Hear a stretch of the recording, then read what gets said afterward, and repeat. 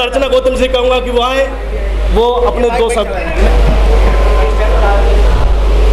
सर्वप्रथम महाकारुणिक तथागत गौतम बुद्ध के चरणों में नमन करते हुए, बाबा साहब भीमराव अंबेडकर जी के चरणों में नमन करते हुए,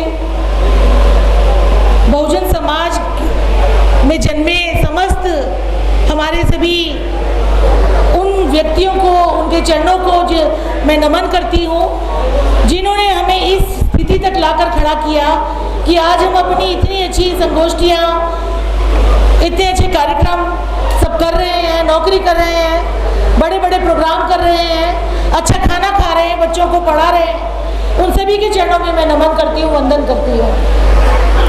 आज का कार्यक्रम जो यहाँ रखा है राष्ट्रीय बौद्ध महासभा के द्वारा, इस कार्यक्रम के द्वारा पूरे देश भर में बौद्ध धर्म का प्रचार प्रसार कैसे हो, भारत बौद्धमय कैसे हो, इस विचार को मन में रखते हुए अलग अलग राज्यों में कार्यक्रम लगाए जा रहे हैं। आज इस कार्यक्रम को बढ़ाते हुए दिल्ली में एक बहुत ही अच्छा एक कार्यक्रम रखा है। मुझे बड़ी खुशी है कि हमारे धर्म प्रकाश भारती जी, बड़े भाई उपासक जी और doctor MP Singh ji, doctor Hari Prasad ji, professor Ratanlal जी और माननीय योगेश गौतम जी, आप है ना, और आप लोगों का मैं स्वागत करती हूँ, अभिनंदन करती हूँ। और यहाँ पर जितने भी समस्त हमारे जो समाज के लोग आए हैं, उपासक उपासिकाएँ, सभी का मैं अभिनंदन करती हूँ। और मेरी सोच ये है कि इस तरह के कार्यक्रम हम लगातार जल्दी जल्दी करें। ये आपसे मेरी विनती भी है भारतीय जी आपसे कि आप पूरे देश में तो घूम रहे हैं, लेकिन उत्तर प्रदेश और दिल्ली क्यों सुना है आपका, यहाँ ज़्यादा कार्यक्रम लगाने की ज़रूरत है। कहते हैं कि दीपक तले अंधेरा, तो पहले यहाँ कार्यक्रम लगाइए, आप बाहर तो खूब जाते हैं। जैसा कि आप सब लोग जानते हैं, बुद्ध का जन्म भारत में हुआ। सिद्धार्थ क्यों घर छोड़कर गए, क्यों ज्ञान की प्राप्ति की ज़रूरत पड़ी, जो भी उन्होंने ज्ञान प्राप्त किया वो ऐसा क्या ज्ञान था जिससे मनुष्य का कल्याण हो रहा है। तो ये सारी बातें आप लोगों को सब पता हैं और मैं संक्षेप में बताना चाहती हूँ, क्योंकि हमारी कुछ माताएं बहनें पीछे बैठी हैं, उन्हें भी पता लग जाएगा कि ईसा से 563 ईस्वी समय पर बुद्ध का जन्म हुआ और 7वें दिन उनकी माता का देहांत हो गया। उनकी परवरिश उनकी मौसी ने की, लेकिन उनके मन में करुणा बचपन से ही बड़ी कूट कूट कर भरी हुई थी। 20 साल के जब थे तब उस समय उन्होंने शाक्य संघ की प्रवज्जा ली।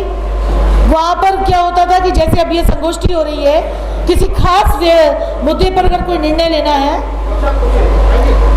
तो वो संघ के द्वारा निर्णय लिए जाते थे। रोहिणी नदी का पानी जो एक कोलिये और शाक्यों के राज्य के बीच में जो एक नदी थी, उस पानी के लिए हर साल लड़ाई होती थी।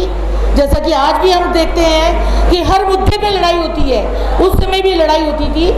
तो उस समय सिद्धार्थ ने कहा कि भाई मैं ऐसा चाहता हूँ कि पानी का बंटवारा इस प्रकार हो कि एक बार वो लोग ले लें, एक बार हम ले लें। लेकिन जो शाक्य संघ था वो बोला कि आप दूसरों का भला क्यों सोच रहे हो, आप अपना भला सोचो। उन्होंने कहा नहीं, ऐसे नहीं करना चाहिए, हमें एक बार उन्हें पानी देना चाहिए और हमें एक बार मिलना चाहिए। तो उन्होंने कहा कि नहीं, क्योंकि तुम संघ के बाहर जाकर बात कर रहे हो, आप संघ की भलाई की बात नहीं कर रहे हो, तो तुम्हें दंड मिलेगा, क्योंकि तुमने संघ के जो उसकी जो प्रमुख शर्तें थी उन्हें भंग कर दिया था। अब दंड में उन्हें या तो उन्हें फांसी लगा दी जाती, या देश निकाला दिया जाता, या उनके परिवार को समाज से बेदखल कर दिया जाता, सारी उनकी ज़मीनें जब्त कर ली जाती। तो सिद्धार्थ ने कहा कि नहीं, ये सारे काम मत करो, मैं अपने लिए देश निकाला कबूल करता हूँ और मैं देश से बाहर जाने को स्वीकार करूँगा। अब यही हुआ कि देश निकाला जब मिला उन्हें, तो उन्होंने बाहर अपने परिवार की सहमति ली। इसके पीछे जो बहुत सारी भ्रांतियाँ हैं कि वो 4 ऐसे दृश्य देखकर चले गए थे कि किसी बीमार को या किसी मरे हुए व्यक्ति का शव देखकर या एक सन्यासी को देखकर एक बूढ़े व्यक्ति को देखकर, वो सारी बातें जो हैं वो हमारे बाबा साहब भीमराव अम्बेडकर ने जब बुद्धा ने धम्मा लिखा उसमें पूरी तरह मना किया कि ऐसे कोई कारण नहीं थे, क्योंकि इतने बड़े होने के बाद जब उन्होंने देश अपना राज्य छोड़ा था उनकी आयु 29 वर्ष थी, तो 29 वर्ष का व्यक्ति क्या ऐसी घटनाएं नहीं देखी होंगी कभी, तो इसे स्वीकार करना उन्हें ठीक नहीं लगा। तो उन्होंने कहा कि सिद्धार्थ ने अपने पूरे परिवार की सहमति के अनुसार अपना देश छोड़ा, और छोड़ने के बाद अलार कालाम नाम के एक बड़े दार्शनिक थे जो मेडिटेशन पे बहुत अच्छा उनका पहुंच थी, उनकी पकड़ थी, उनके पास गए, वहाँ जाकर अपनी दोबारा प्रवज्ञा ली और वहाँ मेडिटेशन सीखा। मेडिटेशन सीखने के बाद उनकी एजुकेशन ऐसी हो गई थी कि जो उनके टीचर को आता था वो उससे आगे निकल रहे थे। उन्होंने कहा कि आपको अगर यहीं तक पता है तो मैं आगे जाता हूँ, फिर किसी और टीचर को ढूंढता हूँ, और वो दूसरे टीचर के पास गए। उन्होंने कहा मुझे तो इतना ही पता है, तो वो दूसरे टीचर के पास गए, उनका नाम था उद्दक राम पुत्र। वो उनके पास गए और जाने के बाद में उनकी भी शिक्षा उन्होंने पूरी तरह ग्रहण की। ग्रहण करने के बाद उन्हें लगा कि इसके भी आगे कुछ होगा, उसे भी सीखना चाहिए। उन्होंने भी मेडिटेशन की बहुत सारी चीज़ें सिखाई। फिर उसके बाद उन्होंने कहा कि मुझे अब आगे जाना चाहिए। वो आगे गए। आगे जाने के बाद में उन्हें 5 ऐसे सन्यासी मिले जो उन्हीं की तरह ग्रह त्याग कर और खोज में लगे हुए थे कि कुछ उन्हें ऐसा मिले जिसमें मनुष्य का कल्याण छुपा हो। वहाँ जाने के बाद 6 वर्षों तक उन्होंने अपने शरीर को खूब कष्ट दिया मेडिटेशन करते हुए, और वो उसके बाद ऐसी स्थिति में आ गए कि लगा कि शायद अब शरीर नहीं बचेगा। तो तब उन्होंने, जिस दिन उन्हें लगा कि ये मेरा शायद अंतिम दिन हो सकता है, एक वीणा की आवाज़ उन्हें सुनाई दे रही थी। तो उस वीणा का जब तार बनाने वाला जो था उसके तार कस देता था, तो वो जो वीणा के तार कस दो तो उसकी आवाज़ ज़्यादा कसने से तार टूट जाता था, और ढीला छोड़ो तो ढीला छोड़ने से क्या होता था कि उसमें आवाज़, अच्छी मधुर आवाज़, मीठी आवाज़ नहीं निकलती थी। अब वो समझ गए कि ये जीवन जो है, ये मनुष्य का जीवन जो है वो बिल्कुल इसी पे ही आधारित है। उन्होंने देखा कि अगर आप अपने शरीर को 2 अतियाँ उन्होंने निर्धारित की कि ज़्यादा अगर लग्जरी में रहोगे उसमें भी आप अपने जीवन को नष्ट करोगे, बीमारियां होंगी और आप अपने जीवन का सही उद्देश्य प्राप्त नहीं कर सकोगे। और यदि आप अपने आप को ज़्यादा कष्ट दोगे तब भी आप अपने जीवन को निराधार, बिना किसी उद्देश्य के जीवन संसार में जीकर चले जाओगे। ये उनके जीवन का जो उन्होंने ज्ञान प्राप्त किया, सबसे सर्वप्रथम ये चरण था उनका। उसी रात सुजाता ने उन्हें खीर दी। खीर खाने के बाद उनके शरीर को आत्मसंतुष्टि का जो भाव प्राप्त हुआ, उन्हें लगा कि ये हमें जो प्राप्त करना है, हमें जो देखना है, जो ढूंढना है, वो शरीर को कष्ट देने से नहीं मिलेगा। हमें जो प्राप्त करना है वो इस मन में छुपा है। इस मन को किस प्रकार हमें कंट्रोल करना चाहिए, इस मन को कैसे संचालित करें, जो भी कुछ है वो इस मन के अंदर छुपा है। क्योंकि मन ही है जो अलग अलग जगहों पर झगड़े फैलाता है। मन अलग अलग जगहों पर निराधार, निरुद्देश्य घूमकर उपद्रव पैदा कराता है। तो इस प्रकार जो है बुद्ध ने देखा कि मन को संचालित करने की ज़्यादा आवश्यकता है। फिर उन्होंने देखा कि ये उनका ज्ञान क्या था। अब हमें बौद्धम पता होना चाहिए कि उनका ज्ञान क्या था। उन्होंने देखा कि 4 ऐसी चीज़ें हैं कि दुख क्यों उत्पन्न हुआ। 4 आर्य सत्य उन्होंने उसका नाम दिया कि दुख उत्पन्न क्यों हुआ। दुख उत्पन्न होने का कारण ढूंढे।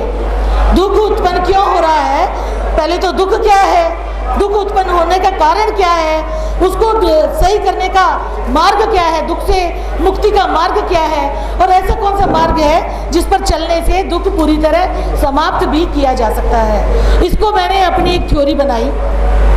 मैंने इसे कहा कि जो बुद्ध का जो मार्ग है, आर्य अष्टांगिक मार्ग या 4 आर्य सत्यों का मार्ग, वो एक डॉक्टर के प्रिस्क्रिप्शन का जो पर्चा होता है जिसमें वो अपनी दवाइयों का नाम लिखते हैं, उस पर्चे को आप अगर ध्यान से समझें तो पर्चा बिल्कुल बुद्ध के 4 आर्य सत्यों की तरह है। आप डॉक्टर के पास जाते हैं कोई कष्ट होने पर, बीमारी होने पर, तो डॉक्टर पूछता है क्या हुआ, तो डॉक्टर को हमें जवाब देना पड़ता है कि मेरा गला खराब हुआ या मेरे शरीर में कोई व्याधि है, बुखार है। तो डॉक्टर पूछता है कारण क्या है, क्यों बुखार आया, क्या आपने ऐसी कोई गलत चीज़ का सेवन किया है ना। तो हम बताएंगे कि हमने आइसक्रीम खाई, बर्फ खाई या कोई ऐसी चीज़ें खाई, विजातीय चीज़ें जिनसे हमारे शरीर में व्याधि उत्पन्न हुई। तो डॉक्टर उसे समझ जाता है कि किस कारण से इनके शरीर में बीमारी उत्पन्न हुई। उसके बाद हुआ ये कि डॉक्टर का पर्चा, डॉक्टर ने कहा कि मैंने इसमें 2 या 3 दवाइयाँ लिखी हैं, ये वही है कि कि आपको ये दवाइयाँ जो हैं इनको खाना पड़ेगा, लेकिन 5 दिन तक। 5 दिन तक लेने के बाद आप मेरे पास दोबारा आइए, मैं तब बताता हूँ कि आप ठीक हुए या नहीं। अब वही डॉक्टर का पर्चा क्या है कि दुख उत्पन्न हुआ। क्यों उत्पन्न हुआ, हमने कुछ गलत खाया, विजातीय लिया। उसका मार्ग क्या है, वो दवाइयों का लेने का तरीका, और जब हम उन्हें खाएंगे तभी हम ठीक होंगे। और बुद्ध का मार्ग क्या है, आर्य अष्टांगिक मार्ग। आर्य अष्टांगिक मार्ग के द्वारा ही हम अपने शरीर को ठीक कर सकते हैं, अपने समाज को ठीक कर सकते हैं, अपने परिवार को ठीक कर सकते हैं। अब इस आर्य अष्टांगिक मार्ग का प्रयोग आप देखिए, बाबा साहब ने बहुत ही अच्छी इसकी धारणा हमें बुद्धा ने धम्मा में सिखाई, हमें बताया। लेकिन हम लोग बाबा साहब को कहाँ मानते हैं, बाबा साहब को कौन कौन मानता है, कोई मानता है नहीं। हम क्या करते हैं कि जय भीम बहुत बोलते हैं, लेकिन बाबा साहब ने हमारे मुक्ति का मार्ग 14 अक्टूबर 1956 को दिया। 14 अक्टूबर 1956 को मुक्ति का मार्ग बताया। वो क्या मार्ग था, वो मार्ग था धम्म का परिवर्तन। जब तक आप अपने जीवन में हिंदू धर्म का त्याग नहीं करोगे, तब तक आपके धर्म में दुखों का कोई भी मुक्ति नहीं हो सकती, किसी दुख से मुक्ति नहीं हो सकती। आप हिंदू धर्म में रहोगे तो सबसे नीचे रहोगे, शूद्र रहोगे, अछूत रहोगे, आपको हर चीज़ से वंचित रखा जाएगा। आप शिक्षा से वंचित रहोगे, आप पानी से वंचित रहोगे, आप अच्छे कपड़ों से वंचित रहोगे, आपके पास मकान नहीं होना चाहिए। अगर आज की थ्योरी अगर देखा जाए, वर्तमान समय में भी, मैं तो यूपी से आई हूँ, तो वहाँ के मुख्यमंत्री का क्या कहना है, वहाँ के मुख्यमंत्री का कहना है कि समाज को फिर से 4 वर्णों में बांटकर और उन्हीं के कर्मों के अनुसार इनको इसी प्रकार अपने कर्मों को अपनाना चाहिए दोबारा से। आपने देखा होगा ये जो कोरोना बीमारी थी, बीमारी का बहाना लेकर कितने लंबे समय तक स्कूल कॉलेज बंद रखे गए, दारू के ठेके सबसे पहले खोल दिए गए, है ना, मंदिरों को पहले खोल दिया गया कि जाइए आप मंदिरों में पूजा करिए, लेकिन बच्चों के स्कूल नहीं खोले गए। और आज भी पढ़ाई जो है वो बहुत ही निम्न स्तर पर है, निम्न स्तर पर। आप देखिए कि हमारा किस तरह से हमारे समाज को नीचे गिराया जा रहा है, हमारे समाज का किस तरह से शोषण करने की दोबारा साजिश की जा रही है। आपको शिक्षा से पूरी तरह वंचित किया जा रहा है। अगर हम बाबा साहब के बताए रास्ते को नहीं अपनाते हैं, अगर हम मंदिरों में जाते हैं, तो हम क्या करते हैं, हम इनकी जड़ों को, उस जहरीले वृक्ष को पानी देते हैं, जिसके द्वारा ये हमारे शोषण की योजनाएं बनाते हैं। ये योजनाएं बनाते हैं कि कैसे इनका शोषण करें। बताइए, देखिए, अगर ताकत कहाँ से आती है, ताकत आती है पैसे से। और पैसा कहाँ जाता है, पैसा हम इन लोगों ने कमाया नहीं और हम लोगों ने उसकी वैल्यू को समझा नहीं। हम आराम से, हम आस्था के चक्कर में कि जो भी कुछ मिल रहा है वो भगवान दे रहे हैं। वो कहाँ से आ रहा है, भगवान दे रहे हैं, है ना। तो हम क्या कर रहे हैं, हम मंदिरों में चढ़ावा चढ़ा रहे हैं, मंदिरों में चढ़ावा चढ़ा रहे हैं। उस पैसे का ये लोग हमें पीटने का इंतजाम कर रहे हैं। इनके पास हथियार हैं, बंदूकें हैं, है ना, और लोहे के सरिये, भाले, सब कुछ है। हमारे पास क्या है, हमें तो लाइसेंस भी नहीं मिलता। देखिए, हमारी सरकार जो यूपी में सरकार का, केंद्रीय सरकार भी हमारे समाज के लिए कोई भी लाइसेंस हमारे लिए आज भी प्रतिबंधित है। हमें लाइसेंस भी नहीं दिए जाते हैं। हमारे घरों में छोटी छोटी पिस्टल भी नहीं मिलेंगी। तो आप बचोगे कैसे, अपने बच्चों को पढ़ाओगे कैसे, आगे बढ़ोगे कैसे, अपनी जान कैसे बचाओगे।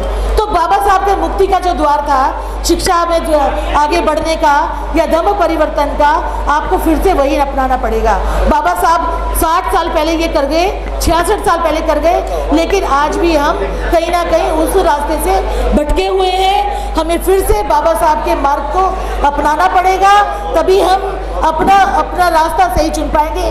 अब मेरी बात तो मैं खासतौर से अपनी बहनों से कहती हूँ कि कुछ समझ में आए तो उस पर चलने की कोशिश करें। और देखिए, सबसे पहले आपको अपने वस्त्रों को भी चेंज करना है।